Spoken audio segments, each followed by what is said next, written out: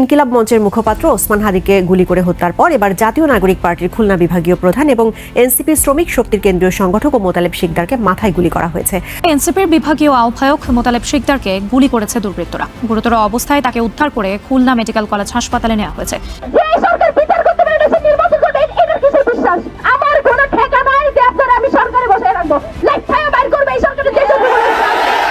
আপনাদের মাধ্যমে 3 দফা ঘোষণা করেছি, এখন পর্যন্ত আমাদের কাছে এর কোনো সুনির্দিষ্ট ব্যাখ্যা এসে উপস্থিত হয় নাই।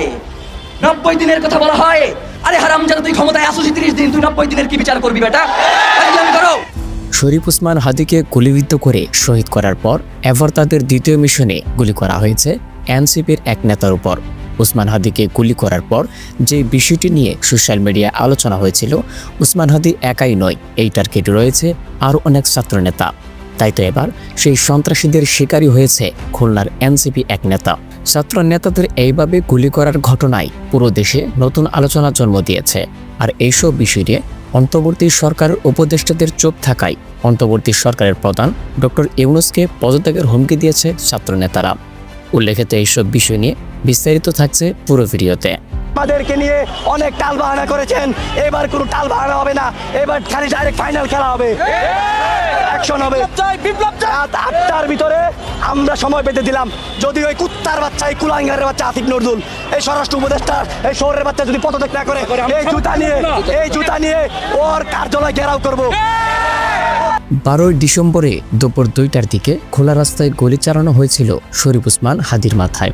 উন্নত চিকিৎসার জন্য সিঙ্গাপুরে নিয়েও লাভ হলো না। শেষ পর্যন্ত শহীদ হলেন এই জুলাই আন্দোলনের বলিষ্ঠ কণ্ঠস্বর খ্যাত শরীফ ওসমান হাদি। এবার তার মতোই গুলি চালানো হয়েছে খুলনার এনসিপি নেতা মোতালেব শিকদারের উপর। আমরা ইনকিলাব মঞ্চ আপনাদেরকে জানিয়ে দিতে চাই, আমরা গতকালকে আপনাদের মাধ্যমে 3 দফা ঘোষণা করেছি, এখন পর্যন্ত আমাদের কাছে এর কোনো সুনির্দিষ্ট ব্যাখ্যা এসে উপস্থিত হয় নাই। 90 দিনের কথা বলা হয়, আরে হারামজাদা তুই ক্ষমতায় আসছিস 30 দিন, তুই 90 দিনের কি বিচার করবি বেটা? তাহলে আগামী 30 কার্য দিবসের মধ্যে দ্রুত বিচারিক ট্রাইব্যুনালের মধ্য দিয়ে আন্তর্জাতিক গোয়েন্দা সংস্থার যারা পেশাদারী এবং নির্ভরযোগ্য, তাদের মধ্য দিয়ে শরীফ ওসমান হাদির খুনের সাথে যারা জড়িত রয়েছে তাদেরকে গ্রেফতার করে আগামী 30 কার্য দিবসের মধ্যে বিচার নিশ্চিত করতে হবে, কোনো হাঙ্কি পাঙ্কি চলবে না। শরীফ ওসমান হাদির খুনিদের চিহ্নিত করার পরও তাদের ধরে এনে সঠিক বিচার না করায় অন্তর্বর্তী সরকারের 2 উপদেষ্টা আসিফ নজরুল এবং জাহাঙ্গীর আলমকে পদত্যাগের হুঁশিয়ারি দিয়েছে ইনকিলাব মঞ্চের সদস্য সচিব জাবের আলী।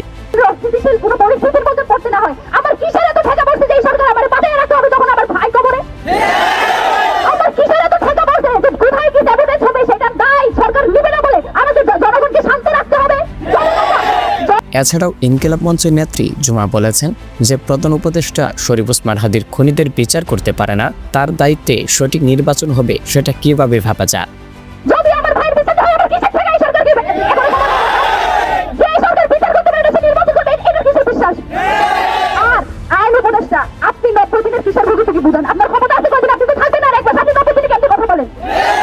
আপনাকে 1 মাসের মধ্যে বিচার কার্য সম্পন্ন করতে হবে। একই সাথে যে খুনিরা শুধুমাত্র সুতার ফয়সাল, সে একেবারে শেষ গুটি, যে শেষ কার্য ঘটিয়েছে এই ঘটনায় স্পষ্টত রাষ্ট্রের একটা অংশ যারা এখনো পর্যন্ত ভারত এবং আওয়ামী লীগের পারপাসার করে তারা এই কাজ ঘটিয়েছে। এসব কর্মকাণ্ডে প্রধান উপদেষ্টার ব্যর্থতা প্রমাণ পাওয়া যাচ্ছে। শরীফ ওসমান হাদির পর এনসিপির এই ছাত্রনেতাকে গুলিবিদ্ধ করার ঘটনা নিয়ে কি বলছেন রাজনৈতিক বিশ্লেষকরা, চলুন দেখে আসে। দর্শক, স্বরাষ্ট্র উপদেষ্টা আজকে বিভিন্ন রাজনীতিবিদ, পত্রিকার সম্পাদক, প্রথম আলো, ডেইলি স্টারের সম্পাদকদের গানম্যান দেওয়ার সিদ্ধান্তের কথা যখন জানিয়েছেন, তখন এটাও বলেছেন নিরাপত্তার কোনো শঙ্কা নেই, তারপরেও তাদেরকে গানম্যান দেওয়া হয়েছে। নিরাপত্তার শঙ্কা নেই যখন বলছেন, তখন আমরা দেখছি খুলনায় ওসমান হাদির পরে এবার খুলনায় এনসিপির এক নেতা গুলিবিদ্ধ হলেন। এনসিপির শ্রমিক উইংয়ের, শ্রমিক শক্তির খুলনার আহ্বায়ক, বড় নেতা তিনি গুলিবিদ্ধ হয়েছেন। কি ঘটলো খুলনায়? কেন এটা হচ্ছে? নিরাপত্তার শঙ্কা যদি নাই থাকে, তাহলে একের পর এক এই ঘটনাগুলো কেন ঘটছে এবং এক ঝটকায় এই খবরগুলো দেশীয় গণমাধ্যমের সীমানা ছাড়িয়ে আন্তর্জাতিক গণমাধ্যমে স্থান পাচ্ছে কেন? চলুন একটু জেনে দেখি খুলনাতে কি হলো, আন্তর্জাতিক গণমাধ্যম কি বলছে। থাকবে খুলনায় এনসিপির শ্রমিক সংগঠনের কেন্দ্রীয় নেতা মোতালেব শিকদারকে গুলি করা হয়েছে। সোমবার দুপুর 12:15টার দিকে নগরের সোনাডাঙ্গা এলাকায় এই ঘটনা ঘটে। নগরের সোনাডাঙ্গায়, একেবারে খুলনা নগরীতে এই ঘটনা ঘটেছে। এখন টেলিভিশন তাদের প্রতিবেদনে যেটা বলেছে সেটা হচ্ছে যে এই মোতালেব তিনি সোনাডাঙ্গা এলাকায় একটি বাড়িতে মাঝে মাঝেই যেতেন, মাসখানেক হলো সেই বাড়িতে যাতায়াত করতেন এবং সেখানে আড্ডা দিতেন। এখন টেলিভিশন এটাও বলছেন যে এই এনসিপির শ্রমিক উইংয়ের এই নেতা, শ্রমিক শক্তির আহ্বায়ক, তিনি সেখানে মাদকদ্রব্য গ্রহণ করতেন, এরকম কথাও বলা হচ্ছে। অর্থাৎ মানে বিভিন্ন নেশাজাতীয় দ্রব্যের সেখানে আনাগোনা ছিল এবং পুলিশ আজকে এই ঘটনার পরেও সেখানে স্বাভাবিক নিরাপত্তা এখন সত্যিই শঙ্কার মধ্যে পড়েছে। এনসিপির নেতা ওসমান হাদির পরে এবার এনসিপির নেতা টার্গেট হলেন কেন? অনেকে বলছেন যে সেই একই স্টাইলে ওসমান হাদির মতোই মাথায় গুলি করার চেষ্টা করা হয়েছিল, কিন্তু মোতালেবের ভাগ্য সুপ্রসন্ন, তার মাথায় গুলিটা না ঢুকে কানের একদিক দিয়ে ঢুকে আর একদিক দিয়ে চামড়া ভেদ করে চলে যায়, ফলে তিনি প্রাণে বেঁচে যান। শুধুমাত্র এই খবরটা বাংলাদেশের সীমানার মধ্যেই আটকে নেই, ভারতীয় সমস্ত গণমাধ্যম এই খবরটা দিচ্ছে। আপনারা হিন্দুস্তান টাইমসের শিরোনামটা দেখুন। হিন্দুস্তান টাইমস বলছে, ডেজ আফটার ওসমান হাদিস killing another Bangladeshi student leader shoot in head. যদিও স্টুডেন্ট লিডার বলছে, স্টুডেন্ট লিডার না, শ্রমিক নেতা হবে। এই কথা যখন হিন্দুস্তান টাইমস বলছে তখন ইন্ডিয়ান এক্সপ্রেস তারা বলছে, তাদের শিরোনামটা দেখুন, Bangladesh student leader shoot in head during violent protest over Osman হাদিস কিলিং।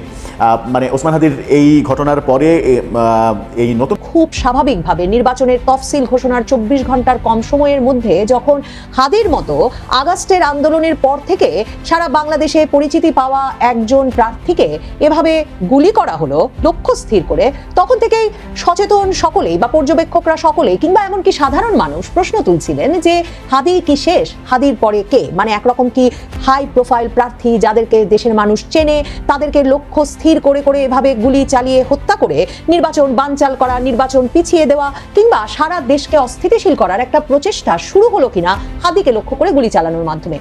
হাদিদের এক রকমের রাজনৈতিক সহকর্মী গণ অধিকার পরিষদ, ভিপি নুরুর যে দল, নুরুল হক নুরুর দল গণ অধিকার পরিষদ, তার যে সাধারণ সম্পাদক টিকা করে হত্যা প্রচেষ্টা চালানো হচ্ছে কিনা। কারণ কোনোভাবেই কোনো সূত্র মতেই হাদির ঘটনাকে আসলে একটা একক বা বিচ্ছিন্ন ঘটনা হিসেবে ভাববার সুযোগ নাই, বিশেষভাবে তখন যখন এখন মানে শুক্রবারেই কিন্তু ফ্যাক্ট চেকিং একটা প্রতিষ্ঠান, আমি সেদিনই নাম জেনেছি, দ্য ডিসেন্ট, এবং যুক্তরাজ্য প্রবাসী আল জাজিরার সাংবাদিক জুলকারনাইন সাইর মিলে ফেসবুকে ঘোষণা দিলেন যে হাদিকে যারা হামলা করেছেন যে দুজন, তাদের সিসিটিভি ফুটেজ দেখে তারা বের করেছেন যে এই সিসিটিভি ফুটেজ যেই লোককে দেখা যাচ্ছে সেই লোকটি ইনকিলাব কালচারাল সেন্টারের সিসিটিভি ফুটেজেও উপস্থিত এবং বিভিন্ন গণমাধ্যমে প্রকাশিত ফেসবুক ইনস্টাগ্রামে তার অ্যাকাউন্ট এবং এসব বিবেচনা করে তারা চিহ্নিত করেছেন যে ওই ব্যক্তির নাম ফয়সাল করিম মাসুদ এবং এই ফয়সাল করিম মাসুদ আদাবর থানা ছাত্রলীগের পদাধিকারী ছিলেন, মানে তিনি আদাবর থানা ছাত্রলীগের একজন সদস্য ছিলেন। প্রথম আলো কিন্তু এই খবরটি নিশ্চিত করেছে নেতা